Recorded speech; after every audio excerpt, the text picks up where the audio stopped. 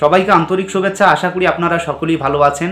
আজকে প্রাথমিক এবং উচ্চ প্রাথমিকের শিক্ষক নিয়োগ বিষয়ের বেশ কিছু গুরুত্বপূর্ণ তথ্য দিচ্ছি, তাই ভিডিওটি অবশ্যই প্রথম থেকে শেষ পর্যন্ত ভালো করে শুনে বোঝার চেষ্টা করবেন।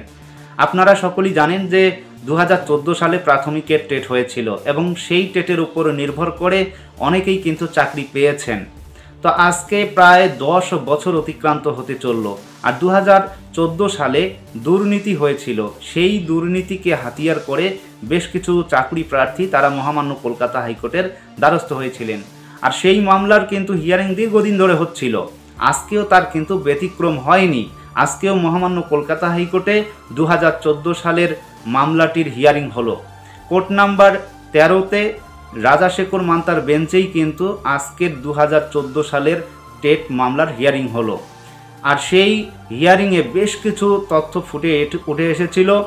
প্রথম পর্যায়ে সেখানে ক্যান অ্যাডের বিষয়টা উত্থাপিত হয় এবং বেশ কিছু ক্যান অ্যাডিশন বা অ্যাড করা হয়। তারপরেই আমরা যে বিষয়টা শুনলাম যে বিকাশ রঞ্জন ভট্টাচার্য এবং বিচারপতির সঙ্গে কথোপকথন হয়, সেখানে ক্যান্সেল বিষয়টাও কিন্তু ফুটে উঠে এসেছে বিচারপতির মুখ থেকে। তারপরেই আমরা পর্ষদের যিনি লয়ার ছিলেন তাকে বলতে আমরা শুনেছি এবং তিনি এফিডেভিট জমা দেবেন কিনা সেই বিষয়ে বিস্তারিত আলোচনা করেন বিচারপতির সঙ্গে। তো সে কারণেই পর্ষদকে একটা নির্ধারিত সময় দেওয়া হয়েছে এবং সেই সময়ের মধ্যে কিন্তু পর্ষদ এফিডেভিট জমা দেবে মহামান্য কলকাতা হাইকোর্টে।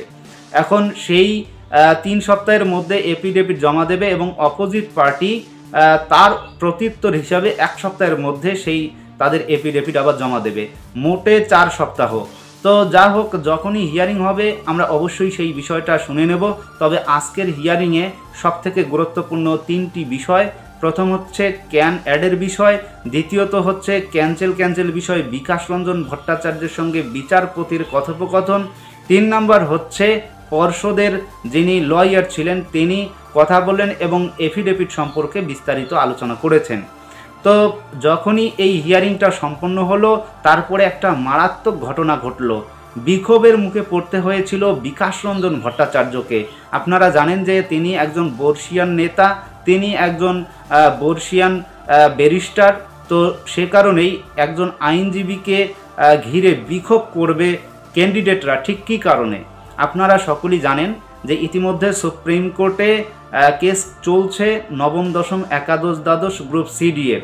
তো যে কারণে উনি যেভাবে ইজলাস করেন বা যেভাবে হিয়ারিং করেন বা যেভাবে তার আর্গুমেন্ট রাখেন, সেই হিসাবে তার পরিপ্রেক্ষিতে অনেকের নাকি চাকরি গিয়েছে। সেই বিষয়গুলোকে বেশ কিছু ক্যান্ডিডেট তারা কিন্তু বুঝতে পেরেছেন যে একমাত্র বিকাশ রঞ্জন ভট্টাচার্যের জন্যই নাকি অনেকের চাকরি গিয়েছে। সে কারণেই আদালত চত্বরেই বিক্ষোভ দেখাতে শুরু করেন বেশ কিছু চাকরি প্রার্থী এবং তাকে ঘিরে ধরে স্লোগান দিতে থাকেন। অর্থাৎ বিকাশ রঞ্জন ভট্টাচার্যকে ঘিরে বেশ কিছু স্লোগান দিতে আমরা শুনেছি। তো সে কারণেই পরিস্থিতি একটু অন্যদিকে চলছিল আর পুলিশ এসে তখন সেই পরিস্থিতিটা নিয়ন্ত্রণ করার চেষ্টা করে। আজকের কিন্তু সবথেকে গুরুত্বপূর্ণ এই বিষয়টি ছিল। অবশ্যই আপনাদের সেই ভিডিওটা দেখানোর চেষ্টা করব।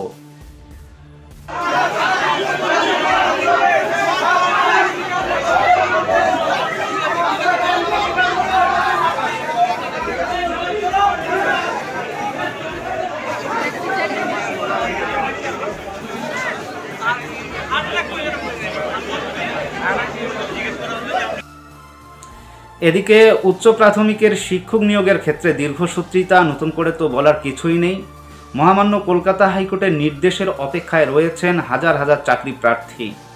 কবে আপার প্রাইমারির শিক্ষক নিয়োগ প্রক্রিয়া সম্পন্ন হবে তা নিয়ে কিন্তু বড় প্রশ্ন। আজ আমরা যে প্রতিচ্ছবিটা দেখছি মাতঙ্গিনী হাজরা মূর্তির পাদদেশে, প্রায় 680 দিনের অধিক তারা কিন্তু আন্দোলন এবং অবস্থান বিক্ষোভ করছেন।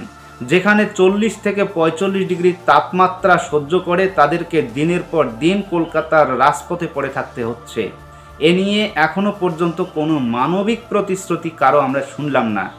ঠিক কী কারণে এই প্রার্থীরা এভাবে আন্দোলন এবং অবস্থান বিক্ষোভ করছেন আপনারা সকলেই অবগত আছেন যে উচ্চ প্রাথমিকের শিক্ষক নিয়োগের ক্ষেত্রে 2016 সালে একটা গ্যাজেট প্রকাশ হয়েছিল যে শিক্ষক নিয়োগ প্রক্রিয়াটা কিভাবে ত্বরান্বিত হবে। আর সেখানে কিন্তু বলা রয়েছে 8.3b রুলসে যে ইন্টারভিউয়ের 15 দিন আগ মুহূর্ত পর্যন্ত সমস্ত শূন্যপদ সংযোজন করে এসএসসি নতুন করে ইন্টারভিউ নিয়ে তাদের প্যানেল প্রকাশ করবে। কিন্তু এসএসসি এই রুলসকে অমান্য করেছে, অর্থাৎ আপার প্রাইমারি শিক্ষক নিয়োগের সবথেকে গুরুত্বপূর্ণ যে রুলস 8.3b তাকে অমান্য করেছে। সে কারণেই কিন্তু মহামান্য কলকাতা হাইকোর্টের নির্দেশ মোতাবেক তারা মাতঙ্গিনী হাজরা মূর্তির পাদদেশে দীর্ঘদিন ধরে আন্দোলন এবং অবস্থান বিক্ষোভ করে আসছেন। তো কেন মহামান্য কলকাতা হাইকোর্টের দ্বারস্থ হয়েছিলেন এই প্রার্থীরা? কারণটা হচ্ছে মহামান্য কলকাতা হাইকোর্টের কাছ থেকে অনুমতি নিয়েছে যে তারা আজীবন অর্থাৎ যতদিন না পর্যন্ত তাদের দাবি দেওয়া মেটে ততদিন পর্যন্ত তারা আন্দোলন এবং অবস্থান বিক্ষোভ করবেন। সে কারণেই কিন্তু তারা মহামান্য কলকাতা হাইকোর্টের দ্বারস্থ হয়েছিলেন। আবার বেশ কিছু প্রার্থী তারা মহামান্য কলকাতা হাইকোর্টের দ্বারস্থ হয়েছেন যে আপার প্রাইমারিতে অস্বচ্ছতার অভিযোগ আছে, আপার প্রাইমারিতে দুর্নীতি হয়েছে এবং আপার প্রাইমারিতে কাট অফের হেরফের রয়েছে। এই নানান বিষয় নিয়ে অনেকেই কিন্তু মহামান্য কলকাতা হাইকোর্টের দ্বারস্থ হয়েছেন। সেগুলো কিন্তু এখনও পর্যন্ত বিচারাধীন অবস্থায় রয়েছে এবং সেই গুরুত্বপূর্ণ যে মামলাটা ছিল আপার প্রাইমারি সেটা 2021 সালে হয়। আপনারা জানেন যে 2019 সালে প্যানেল ক্যান্সেলের পর মৌসুমী ম্যাম অর্ডার দিয়েছিলেন যে নতুন করে প্যানেল প্রকাশ করতে হবে বা নতুন করে ইন্টারভিউ নিতে হবে। আর ইতিমধ্যে অনেক প্রার্থী দেখেছেন যে ইন্টারভিউয়ের সময় নাকি অনেক প্রার্থীর নম্বর কম ছিল বা তাদেরকে দুর্নীতি করে ইন্টারভিউয়ে ডাকা হয়েছে। এই অভিযোগগুলো কিন্তু 2021 সালে হয়। তার মূল পিটিশনার হচ্ছেন রাজীব ব্রহ্মা অ্যান্ড আদার্স এবং আপনারা সকলেই জানেন সেই গুরুত্বপূর্ণ মামলাটা হচ্ছে ম্যাট 638। ইতিমধ্যে জানেন যে ম্যাট 638-এর উপর নির্ভর করেই কিন্তু আগামী দিনে এই উচ্চ প্রাথমিকের শিক্ষক শিক্ষিকার যে পরিচালিকা নিয়োগ প্রক্রিয়া সেটা সম্পন্ন হবে। সুতরাং আমাদের অবশ্যই অপেক্ষা করতে হবে যে কবে আপার প্রাইমারি সবথেকে গুরুত্বপূর্ণ মামলা ম্যাট 638-এর হিয়ারিং হয়। ইতিমধ্যে আমরা অনেক ডেট শুনছিলাম এবং বিভিন্ন সময়ে আমরা দেখেছি যে কবে আপার প্রাইমারির গুরুত্বপূর্ণ মামলাটি মেনশন হয়, কবে মহামান্য কলকাতা হাইকোর্টের সাইটে আমরা ম্যাট 638-এর সিরিয়ালটা দেখতে পাবো। আদতে আমরা সেই ধরনের কোনো বিষয় এখনও পর্যন্ত দেখতে পারিনি। তবে আজকে বিচারপতি যতটুকু জানিয়েছেন, বিচারপতি নিজেই একটু ইচ্ছা প্রকাশ করেছেন যে খুব দ্রুত তারা হিয়ারিং করাবেন। তো সে কারণেই একটা সম্ভাব্য ডেটের কথা শুনেছিলাম 13/5/2024 সাল। তো অবশ্যই আমরা যদি 13 তারিখে মহামান্য কলকাতা হাইকোর্টের সবথেকে গুরুত্বপূর্ণ মামলা ম্যাট 638-এর হিয়ারিং হয় সেদিকে আমরা অবশ্যই নজর রাখব। তবে আজকের যে প্রতিচ্ছবি তীব্র তাপপ্রবাহের মধ্য দিয়ে আপার প্রাইমারি চাকরি প্রার্থীরা আমরণ আন্দোলন এবং অবস্থান বিক্ষোভ করছেন, মহামান্য কলকাতা হাইকোর্টের অনুমতিক্রমে মাতঙ্গিনী হাজরা মূর্তির পাদদেশে সেই প্রতিচ্ছবি অবশ্যই আপনাদের দেখানোর চেষ্টা করব।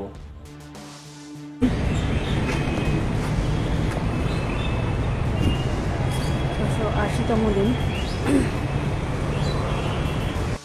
আমাদের একটা ন্যায্য দাবি 2016 গেজেটকে মান্যতা দিয়ে এই 3 রুল ফলো করে ইন্টারভিউ 15 দিন আগে পর্যন্ত সমস্ত সিট আপডেট করে সকল টেট পাস ট্রেনকে চাকরি সুনিশ্চিত করতে হবে। সেই দাবি নিয়ে আমরা 680 দিন ধরে আমাদের অবস্থান বিক্ষোভ চালিয়ে যাচ্ছি। যতদিন না পর্যন্ত আমাদের এই দাবি পূরণ হচ্ছে ততদিন পর্যন্ত আমাদের এই অবস্থান মঞ্চ চলবে। প্রতিদিনকার মতো ঠিক দুপুর 2টোয় আমরা এই তীব্র দাবদাহকে উপেক্ষা করে আমরা মঞ্চে এসে উপস্থিত হয়েছি আমাদের হকের চাকরি পাওয়ার জন্য। তো ঠিক দুপুর 2টোয় আমরা ঠিক আমাদের লাইভ কর্মসূচি নিয়ে চলে এসেছি।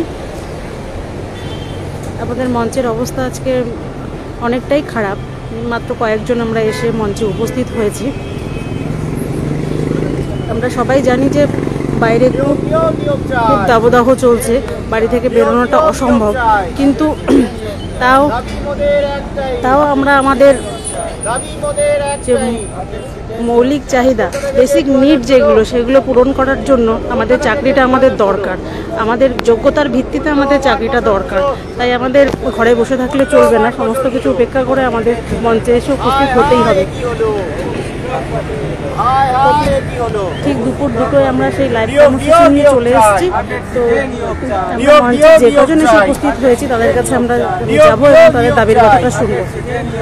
দাবি মোদের একটাই, দাবি মোদের একটাই, 10 বছরের বঞ্চনা, 10 বছরের বঞ্চনা, 10 বছরের যত ছিট, 10 বছরের যত ছিট, মূল্যবান বছরগুলো, মূল্যবান বছরগুলো, হায় হায় এ কি হলো, হায় হায় এ কি হলো, 10 বছরের যত ছিট, 10 বছরের যত ছিট, নিয়োগ নিয়োগ নিয়োগ চাই, নিয়োগ নিয়োগ নিয়োগ চাই, কলকাতা গেজেট 2016, কলকাতা গেজেট 2016, ছাত্র আছে শিক্ষক নাই, ছাত্র আছে শিক্ষক নাই, নিয়োগ নিয়োগ নিয়োগ চাই, নিয়োগ নিয়োগ নিয়োগ চাই। তোমার নাম বলো, তোমার দাবিটা বলো। আমি প্রণব বিশ্বাস, আমি একজন ইন্টারভিউ বঞ্চিত আপার প্রাইমারি প্রার্থী। আমাদের দীর্ঘ 10 বছর আমরা বঞ্চিত। আমাদের আপার প্রাইমারিতে নোটিফিকেশন হয়েছিল 2014-তে এবং পরীক্ষা 15-তে এবং তার রেজাল্ট আউট 2016-তে এবং 2016-র 20 সেপ্টেম্বর আমাদের গেজেট প্রকাশ হয়েছিল। সেই গেজেট 83 রুলে একদম পরিষ্কারভাবে বলা ছিল ইন্টারভিউ 15 দিন আগ পর্যন্ত আপডেট সিটে নিয়োগ হবে, কিন্তু সেই দীর্ঘ 10 বছর ধরে আমরা বঞ্চিত। মাঝে একবার রিক্রুটমেন্ট এগিয়েছিল, ইন্টারভিউ হলো, ফল বেরোলো এবং তারপরে সেই প্যানেল ক্যান্সেল হয়ে যায়। পরবর্তীতে আবার সেই কলকাতায় কেস চলছে এবং আমাদের যে দাবি, কোর্টের সঙ্গে আমাদের যে দাবি 83 রুলের মান্যতা আমরা কোর্ট থেকে পাবো আশা করি। এবং আর যারা বাড়িতে বসে আছো, তীব্র যে দাবদাহ, এই দাবদাহের মধ্যে আমরা যেমন এসে উপস্থিত হতে পেরেছি, আশা করব তোমরাও সেই উপস্থিত হবে। এবং আমাদের কমিশন দাদা মাননীয়ার কাছে একটাই দাবি, আমাদের যে ন্যায্য দাবি অর্থাৎ 83 রুল, সেই রুল অনুযায়ী আমাদের নিয়োগ চাই। আর সময় অপেক্ষা নয়।